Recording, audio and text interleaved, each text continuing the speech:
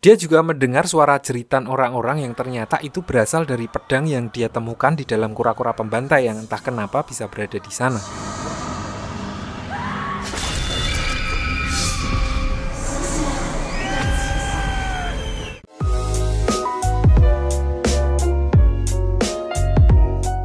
Di sisi lain, Wenqing dan Wening juga tertangkap atas tuduhan berkhianat dan melindungi Wuxian dan Jiancheng.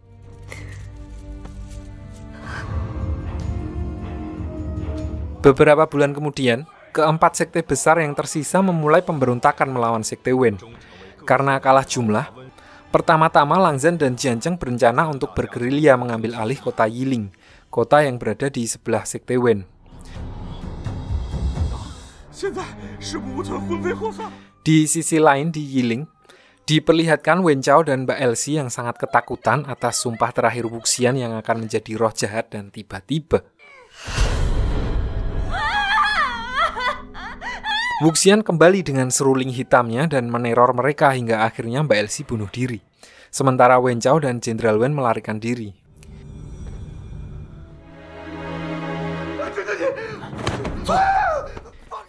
Beberapa saat kemudian saat Jiancheng dan Lan Zhan sampai ke Yiling, mereka sudah menemukan semua pasukan klan Wen di kota tersebut sudah meninggal dengan cara yang mengenaskan.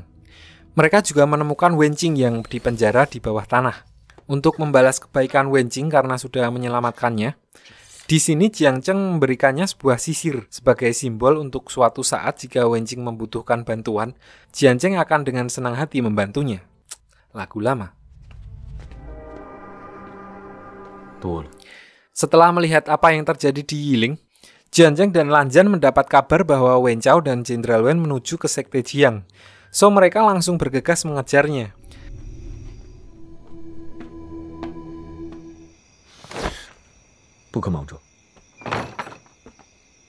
Sampai di sebuah penginapan, mereka melihat Wen Chao yang diteror oleh sesuatu sampai membuat rambutnya rontok dan luka pada sekujur tubuhnya.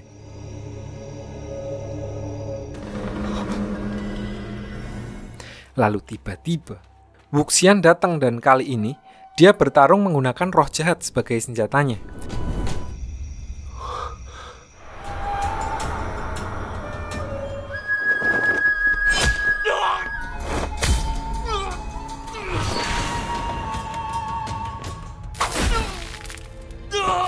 So nggak tinggal diam, Lan Zhan dan Jiancheng langsung turun untuk membantunya dan akhirnya mereka bisa mengalahkan Wen Chao dan Jenderal Wen.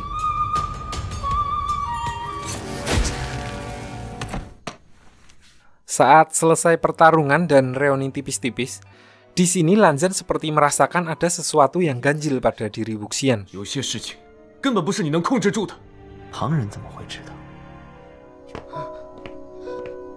Beberapa hari kemudian, mereka menuju ke sekte emas untuk rapat 4 sekte besar sekaligus menemui Jiang Li, kakak mereka.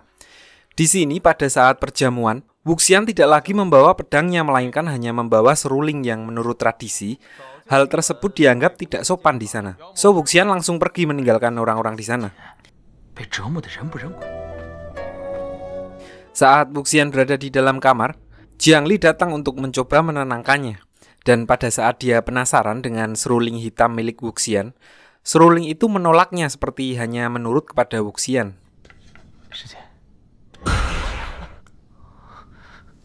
Di sisi lain, saat Wen Rohan, pemimpin sekte Wen mendapat kabar bahwa anaknya telah dihabisi, dia mempersiapkan bala tentaranya untuk menghadapi geger geden yang akan terjadi di sekte Wen.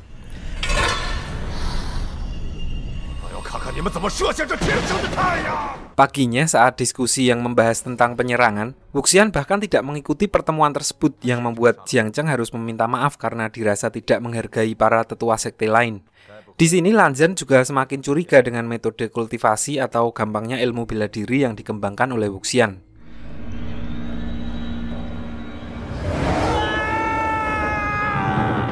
Malamnya, akhirnya Wuxian berbicara kepada Lan Zhan dan menjelaskan tentang semua kultivasi yang dipelajarinya selama 3 bulan terakhir.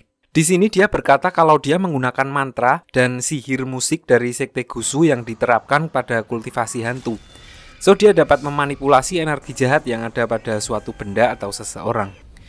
Dan di sini karena khawatir, Lan Zhan memperingatkannya kalau dalam menggunakan energi jahat, Dia harus amat sangat berhati-hati dalam mengendalikannya, karena kalau tidak, bencana besar akan terjadi kepada Wuxian dan orang-orang di dekatnya.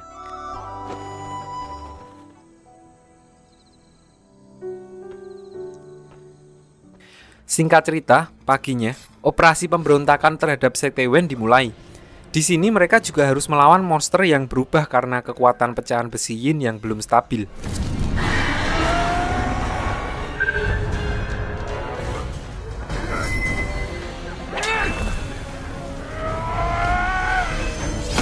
So, karena keteteran, mereka memutuskan untuk mundur dulu dan mengambil beberapa pasukan mayat hidup Sekte Wen untuk digunakan sebagai riset.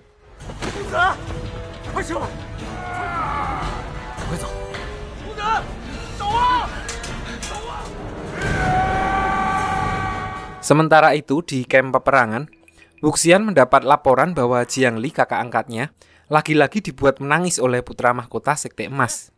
Di sini terlihat temperamen Wuxian yang berubah menjadi meledak-meledak, yang disalahartikan oleh orang-orang yang menduga itu adalah efek dari kultivasi hantu yang dia kembangkan.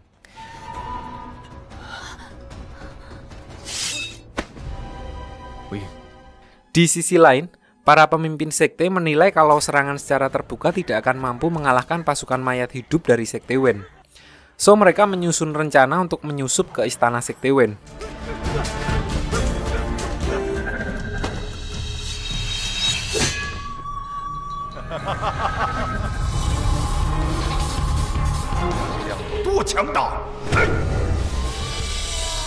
Singkat cerita, saat pemimpin Sekte Raya sudah di dalam istana, tangan kanannya yang dulu dia usir mengkhianatinya dan bergabung dengan Sekte Wen, yang membuat pasukan mereka terkepung di dalam.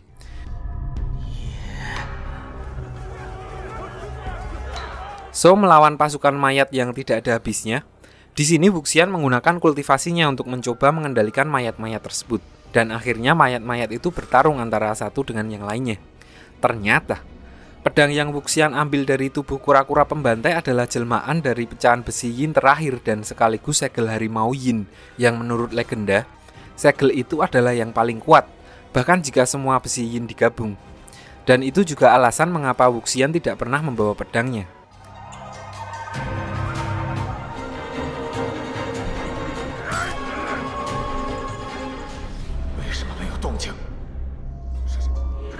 Merasa ada sesuatu yang tidak beres, di sini Wen Rohan, pemimpin Sekte Wen, keluar untuk melihat apa yang terjadi.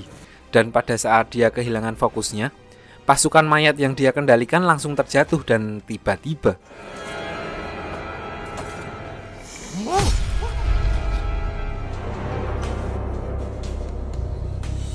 tangan kanan Sekte Raya tadi cuma berpura-pura berkhianat untuk bisa mendekati dan akhirnya menghabisi Wen Rohan.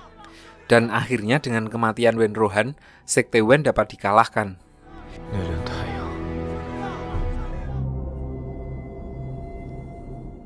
Beberapa hari kemudian, saat Wuxian baru terbangun dari pingsan, di sini Lanzan memastikan agar Wuxian tidak terpengaruh energi jahat dari segel harimau yin. So, dia membantu Wuxian untuk bermeditasi. Di saat yang sama, keempat sekte besar memburu sisa-sisa pasukan dari Sekte Wen, terutama Sekte Emas yang paling bersemangat. Padahal mereka entah ada di mana saat para pemimpin sekte bertarung dengan Wen Rohan. Dan di sini, tangan kanan Sekte Raya yang sudah tidak diterima oleh sektenya, mengubah namanya menjadi Jin Guang Yao dan bergabung ke Sekte Emas. Di sini diperlihatkan Sekte Emas bahkan membantai orang-orang dari Sekte Wen yang sebagian besar rakyat biasa, para orang tua, ibu-ibu, dan anak-anak yang tidak berlatih kultivasi dan tidak ikut campur dengan peperangan yang selama ini terjadi. Lalu malamnya saat diadakan perjamuan untuk merayakan kekalahan Sekte Wen, di kesempatan ini, pemimpin Sekte Emas mengungkit kembali tentang pernikahan putra mahkotanya dengan Jiang Li. Namun Wuxian tiba-tiba datang dan memotong pembicaraan tersebut. Dia berkata kalau Jiang Li yang akan menikah, jadi Jiang Li yang harus menjawab pertanyaan tersebut. Dan di sini Jiang Li berkata kalau sekarang bukan saat yang tepat untuk membicarakan tentang pernikahan. Jadi digantung gitu. Ternyata di mana juga cewek sama aja kayak gitu.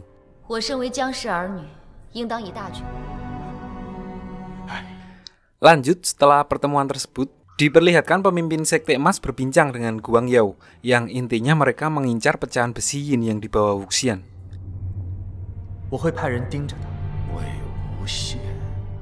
Di sisi lain, setelah Wuxian, Jiangli, dan Jiancheng kembali ke Sekte Jiang, di sini mereka mulai membangun kembali sekte mereka. Jiancheng dan Wuxian sempat berdebat tentang pernikahan Jiangli dan putra mahkota Sekte Emas. Walaupun Wuxian menolak, di sini Jiancheng menyadari bahwa dari waktu ke waktu, Jiangli dan putra mahkota Sekte Emas diam-diam saling menyukai satu sama lain.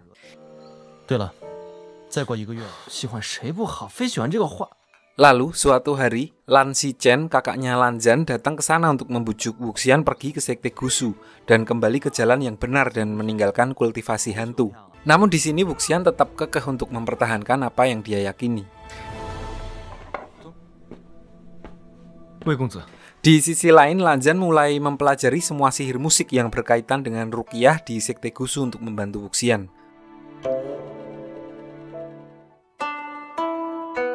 Lalu beberapa hari kemudian, putra mahkota Sekte Emas datang untuk secara pribadi mengunjungi Jiangli, sekaligus mengundang mereka untuk acara perburuan monster di Lumajang. Dia juga menanyakan kepada Wuxian tentang keberadaan sisa pecahan besi yin. Tidak berhenti di situ, dia juga menyuruh Wuxian untuk menyerahkan segel harimau yin dan menjelaskan kepada semua sekte tentang apa yang terjadi saat peperangan melawan Wenruhan kemarin.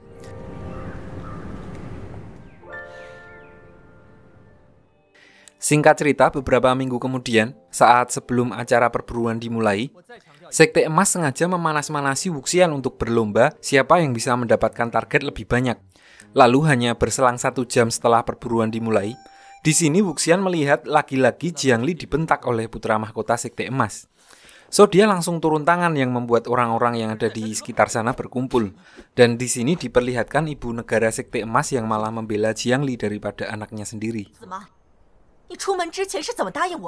Dan ternyata, setelah hanya berselang 1 jam sejak acara perburuan dimulai, Wuxian telah menghipnotis hampir sepertiga dari target perburuan untuk masuk ke jebakan Sekte Jiang dengan sihir musiknya, yang membuat Sekte Emas menganggap dia menggunakan trik curang. Di sini Sekte Emas terus menghasut dan menyudutkan Wuxian dan hampir saja Wuxian tersulut emosi karenanya. Beruntung Lan Zhan dan Jiangli menenangkannya.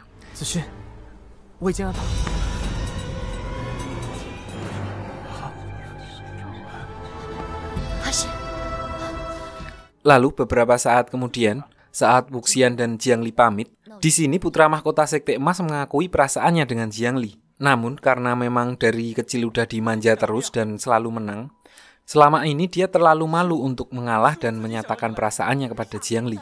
Jadi gimana ya kalau orang sekarang egois gitu, maunya diperjuangin terus, padahal baper juga sama.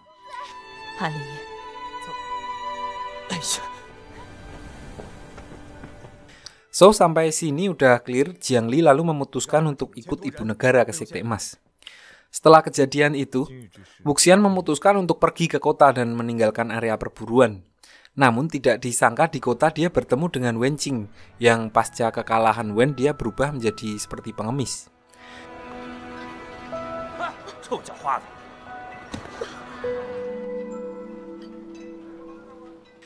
Beberapa saat kemudian, saat perjamuan untuk merayakan selesainya perburuan, di sini lagi-lagi anggota dari Sekte Emas mencari-cari perhatian dengan menyuruh Lan Xichen dan Lan Zhan untuk minum khamr dengan dalih untuk menghormati para sekte lain. Padahal udah tahu kalau Sekte Gusu tidak memperbolehkan murid-muridnya untuk minum khamr, haram. Lalu di sini tiba-tiba Wuxian yang entah dari mana datangnya langsung merebut khamr tersebut dan meminumnya.